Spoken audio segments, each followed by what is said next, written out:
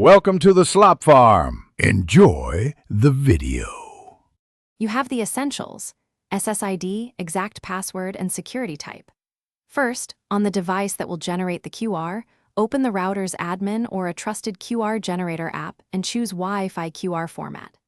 Once done, type SSID exactly, select Authentication, WPA/WPA2/WPA3, and enter the password.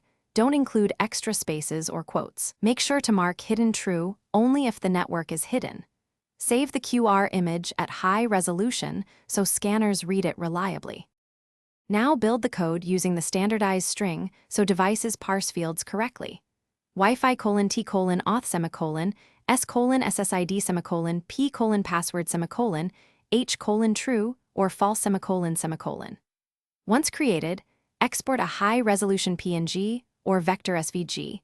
Poor image quality causes scan failures. Test the QR on a spare phone to confirm it triggers the system Wi-Fi join prompt. If sharing, send the image securely or print it for guests. Avoid public posting because the QR contains credentials. To finish, open the phone camera or a QR app and point at the QR until the OS displays a Wi-Fi join prompt. Tap it to connect automatically. If the network is hidden, you may need to manually toggle hidden network and enter details if the QR doesn't auto-connect. After joining, confirm internet access by loading a page. Troubleshooting tip: if connection fails, regenerate the QR ensuring the exact SSID, correct auth type, and no extra characters. Low image resolution or compression often causes parse errors. Thanks for watching. Consider subscribing if we helped you today.